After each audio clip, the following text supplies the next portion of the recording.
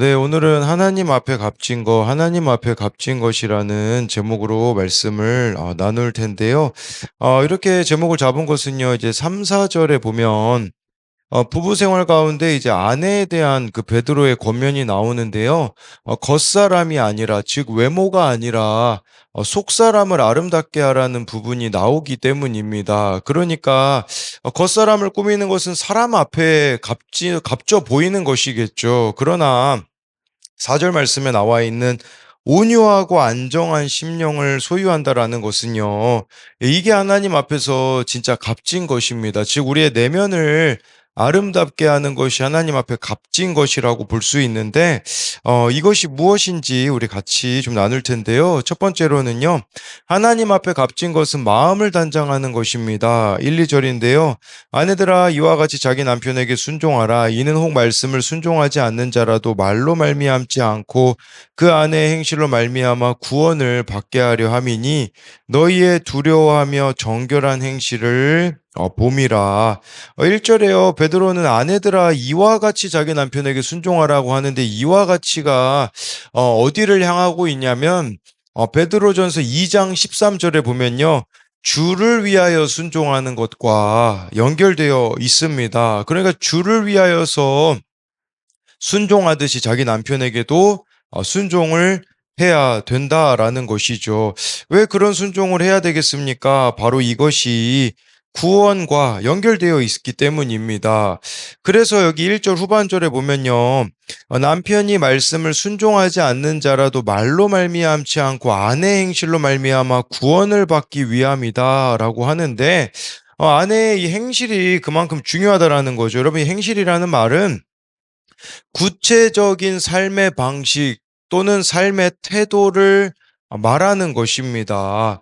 그리고 이 구원을 받게 하려 한다. 이것은 시간과 물질 등을 많이 투자해 취득하다라는 의미가 있습니다. 그러니까 이것은요, 단순한 막 말로만 이렇게 예수 믿으라고 하는 게 아니라 끊임없이 복음을 살아내는 순종의 행위가 영혼의 구원에 이르도록 한다라는 것입니다.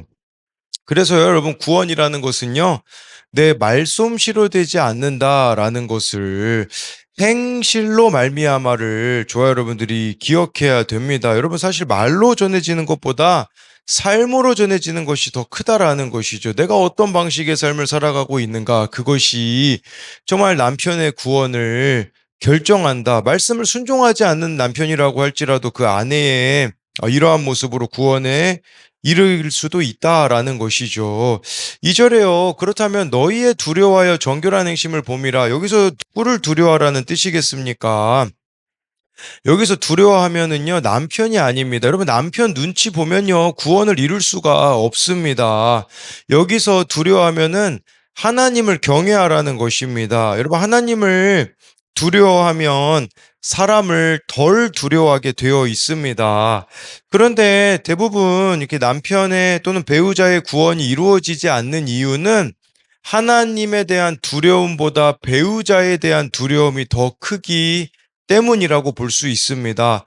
그렇게 되면요, 배우자의 눈치만 보다가 구원의 일을 이룰 수가 없는 것이에요. 그렇기 때문에 하나님을 더 크게 두려워하는 것만이 사람을 두려워하지 않을 수 있는 비결이라고 볼 수 있는데, 저는 어제 그 다음 주일에 이제 외부 설교 가는 교회를 미리 다녀왔습니다. 어제 강사 목사님은 같이 큐티 목회를 하고 계시는 창원 복림교회 최솔 목사님이셨는데, 목사님께서 말씀하신 것 중에 저에게 도전이 되었던 것은요, 아침, 점심, 저녁 이렇게 1시간씩 예배당에서 성도들의 그 기도 제목을 가지고 기도하신다라는 것이었습니다. 저에게는 그런 기도가 없다 보니까 제가 성령이 아니라 성품으로 사역하고 있음이 깨달아졌습니다. 성품으로 사역하고 있다라는 것은요, 구체적으로 말하자면 사람들의 눈치를 너무 많이 보고 있음이 회개가 되었습니다. 그래서 어젯밤에 아내와 또 기도를 같이 하고 저도 이렇게 아침, 점심, 저녁으로 기도해야겠다라는 마음이 들었습니다. 왜냐하면 그래야 사람을 두려워하지 않고 해줄 말을 해주고 구원에 이르는 것이죠. 근데 저는요, 그게 안 되고 있는 모습이 저에게도 제게 속한 지체들이에게 꼭 필요한 말을 해줄 수 있어야 되는데 저는 사람을 두려워하다 보니까 정말 말 못하는 것들이 많이 있는데 2절 말씀을 보면서 '이게 내가 참 돌이켜야 되는 부분이다.'라는 생각이 들었습니다. 또 여기 2 절에 보니까요. "정결한 행실을 봄이라."라고 나와 있는데 이 정결한 행실은 뭐겠습니까? 바로 하나님께서 허락하신 역할과 질서에 순종하는 삶이다라고 볼 수가 있는 것입니다. 계속해서 3-4 절을 보면요. "너희의 단장은 머리를 꾸미고 금을 차는 아름다운 옷을 입는 외모로 하지 말고 오직 마음에 숨은 사람을 온유하고 안정한 심령에 썩지 아니할 것으로 하라. 이는 하나님 앞에 값진 것이니라."라고 하는데요. 베드로는 아내들에게 머리를 꾸미고 금을 차고 아름다운 옷을 입는 외모로 단장하지 말라고 하였습니다. 이 3 절에서 말하고 있는 외모 단장의 방식은 이 말씀이 기록될 때는요. 로마 사회가 아니었겠습니까? 로마 사람들, 로마 여자들의 삶의 방식으로 가지 말라는 것입니다. 여러분 지금도요. 얼마나 우리가 세상 방식으로 나를 단장하고 있는 사람들이 많습니까? 특히 여자들 같은 경우는요. 기본적으로 성형 수술을 해야 된다. 또 외적인 아름다움으로 인하여서 여러 가지를 하고 있지 않습니까? 그런데 속은 어떠냐라는 거예요. 더 중요한 것은 사람들은 외모를 보겠지만 겉을 보겠지만 4 절에요. 하나님은요. 마음에 숨은 사람을 본다고 하시지 않습니까? 그러니까 하나님이 보시는 것은요. 겉사람이 아니라 속사람인데 어떤 속사람이냐? 온유하고 안정된 심령을 소유한 자인 거죠.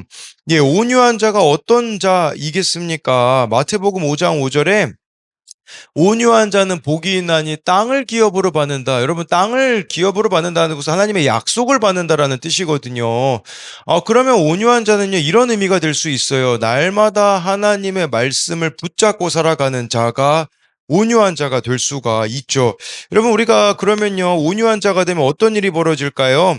말씀이 말씀하시는 대로만 반응할 수 있는 사람이 될 수 있습니다. 그래서 이 온유함이란 단어가 훈련받은 야생마라는 뜻이 있다고 얼마나 많이 설명을 드렸습니까? 그러니까 말씀에만 반응하는 자가 되어지게 되는 것이겠죠. 그 말씀의 오르심을 인정하는 자가 되는 게 바로 온유한 자인데요.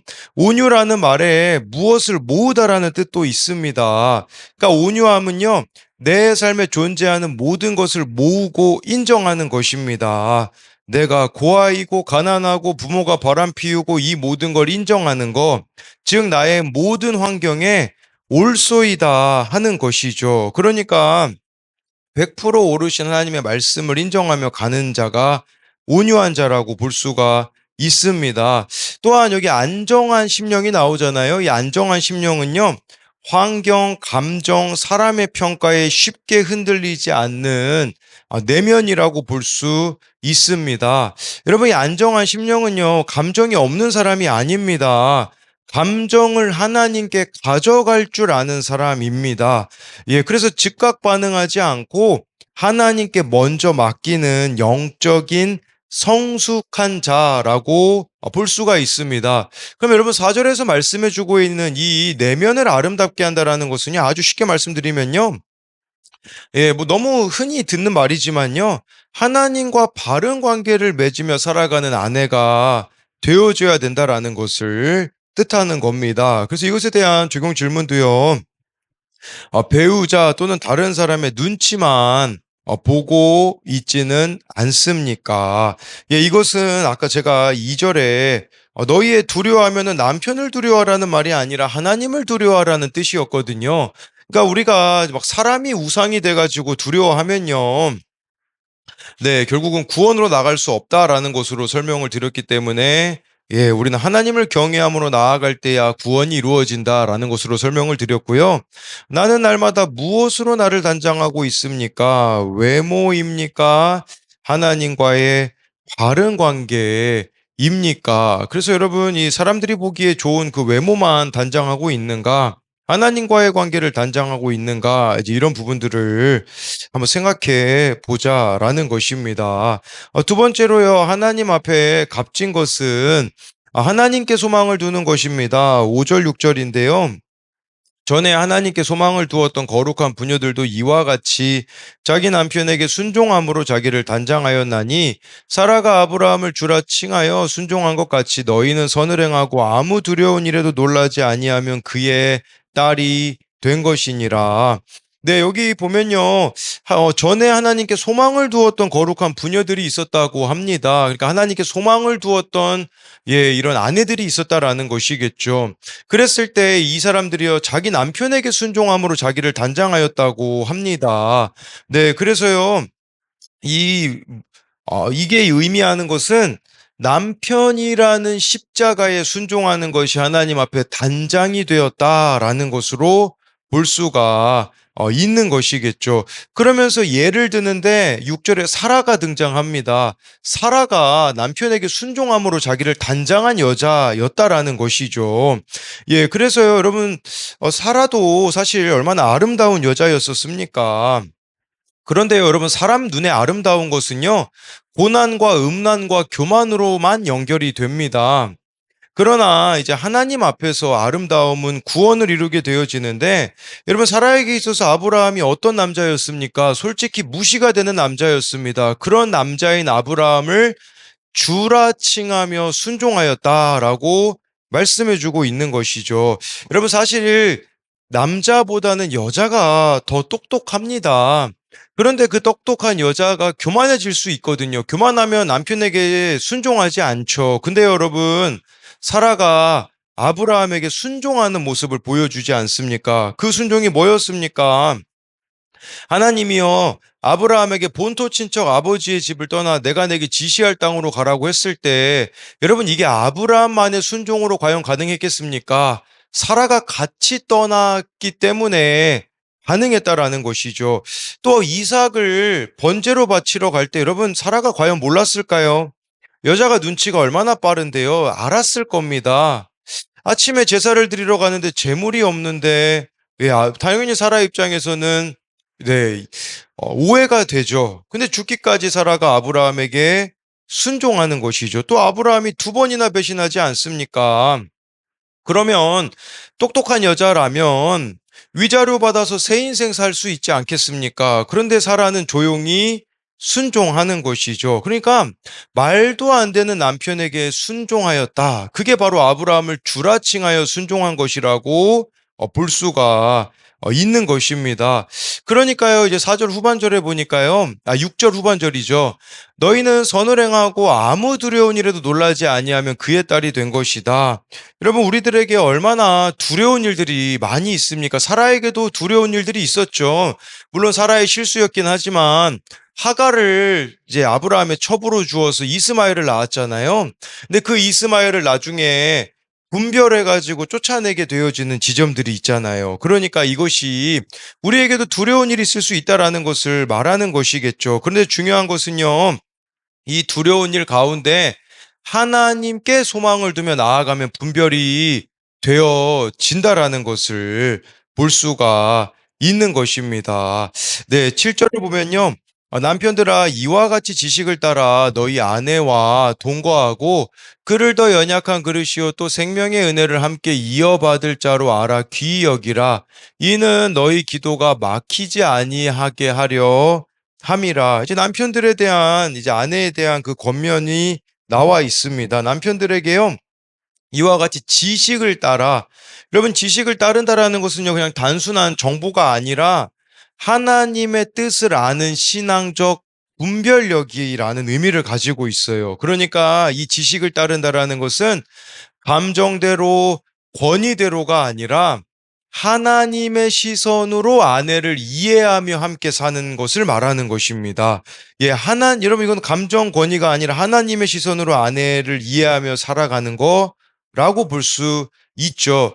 아내와 동거하고 그를 더 연약한 그릇이요 생명의 은혜를 함께 이어받을 자로 알고 귀히 여기라라고 이렇게 말씀해 주고 있습니다. 아내를 더 연약한 그릇으로 여길 수 있는 네, 이런 남편의 태도가 나타나 있는 것이죠. 왜 이렇게 해야겠습니까?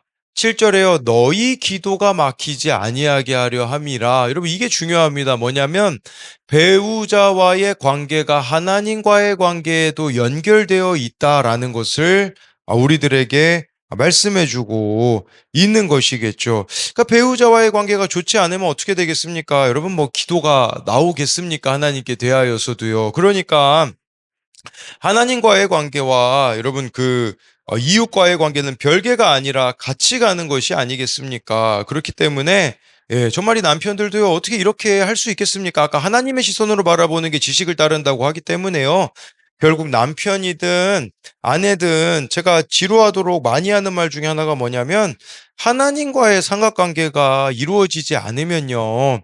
네, 여러분 신교제, 신결혼이 이루어질 수가 없다라는 것입니다. 그렇기 때문에요, 서로가 하나님을 이렇게 같이 알아가는 관계에 있어야지만 이것이 하나님을 더 깊이 알아가는 것으로 연결되어진다라는 것으로 볼 수가 있습니다. 그래서 이것에 대한 적용 질문은요, 순종하기 어려운 부모와 배우자의 모습은 무엇입니까? 그 가운데 어떻게 순종이라는 최고의 단장을 할 수 있겠습니까? 또 한 가지는요, 배우자 또는 가족을 귀히 여기고 있습니까? 귀히 여김 받기만을 원하고 있지는 않습니까? 내가 오늘 귀히 여겨야 할 사람은 누구입니까? 그래서 우리가 이 7절에 남편에게 아내를 귀히 여기라고 하는데 여러분 뭐 이건 동일하게 다른 가족들도 우리가 귀히 여기고 있는가? 그냥 나는 귀히 여김만을 받기를 원하는가? 한번 생각해 보자라는 겁니다. 그래서 오늘 말씀을 요약하면요. 하나님 앞에서 이제 하나님 앞에 값진 것은요. 첫 번째로 마음을 단장하는 것입니다. 여러분 겉이 화려할수록 속이 비어 있다라는 말이 있습니다. 정말 내가 내면이 오히려 단장되어 있으면 하나님 앞에 바로 서 있으면요. 그렇게 세상의 그런 유행이나 이런 것에 민감하지 않을 수 있거든요. 사람들이 어떻게 보이는지가 중요하지 않을 수 있거든요. 그러니까 하나님 우리의 속사람을 보시기에 마음을 단장하는 우리가 되어야 된다라는 것으로 설명을 드렸고요. 또 하나님 앞에 값진 것은 두 번째로 하나님께 소망을 두는 것입니다. 여러분 살아도 아브라함과 이혼하지 않고 끝까지 살아냈던 게 하나님께 소망을 두었기 때문이라고 우리가 볼 수 있겠죠. 그러니까 우리가 하나님께 소망을 두는 것만이 남편들의 입장에서도 하나님의 시선으로 배우자를 바라보게 되어지는 것이기에 하나님과의 관계가 그 중심에 있어야 된다라는 것으로 여러분들에게 설명을 드렸습니다. 기도하겠습니다. 살아계신 하나님, 오늘 말씀에 아내들에게 자기 남편에게 순종하라고 합니다. 왜냐하면 구원 때문입니다. 존경할 만한 남편이라면 누가 순종하지 못하겠습니까? 그러나 정말 구원의 대상으로 여겨야 된다라고, 그렇기 때문에 오늘 말씀에 아내의 행실로 말미암아 구원을 받는다라는 것은 나 한 사람이 십자가 지는 적용을 하며 나아갈 때에 하나님께서는 정말 가정의 구원을 이루어 주시겠다고 하니, 하나님 내가 져야 될 십자가를 잘 지며 정말 예수님을 따라갈 수 있도록 우리들에게 은혜를 베풀어 주옵시고, 남편을 두려워하는 게 아니라 배우자를 두려워하는 게 아니라 하나님을 두려워하기 원합니다. 하나님을 두려워해야 사람을 두려워하지 않을 수 있습니다. 우리는 너무 사람이 두려워서 눈치만 볼 때가 참 너무나 많이 있습니다. 하나님 제가 그러하였습니다. 정말 사람들의 눈치만 보고 내가 무슨 말을 할 때 안 좋게 보지 않을까 이런 것들만 신경을 썼지만, 하나님을 두려워함이 제 안에 없음을 정말 회개하게 되어진 것처럼 하나님, 우리도 하나님에 대한 두려움을 가지고 나아갈 때 정말 다른 사람을 구원으로 인도해낼 수 있도록 하나님 우리들 가운데 함께하여 주옵시고, 하나님 우리의 단장은 보여지는 것으로 하지 말라고 하였습니다. 우리 속사람입니다. 내가 하나님과 어떤 관계를 맺고 있는지가 너무나 중요하기에 하나님 오늘 하나님과의 바른 관계 속에서 살아갈 수 있도록 은혜를 베풀어 주옵시고, 사라가 아브라함과 이혼할 만한 이유들이 얼마나 많이 있었습니까? 그러나 순종하며 나아갔던 것처럼, 분별하며 나아갔던 것처럼, 하나님께 소망을 오히려 사라가 두었던 것처럼 우리 또한 하나님께 소망을 둠으로써 가정을 지키고 또한 나의 사명의 자리를 잘 지켜갈 수 있도록 인도하여 주실 것을 믿으며 살아계신 예수님 이름으로 기도드립니다. 아멘.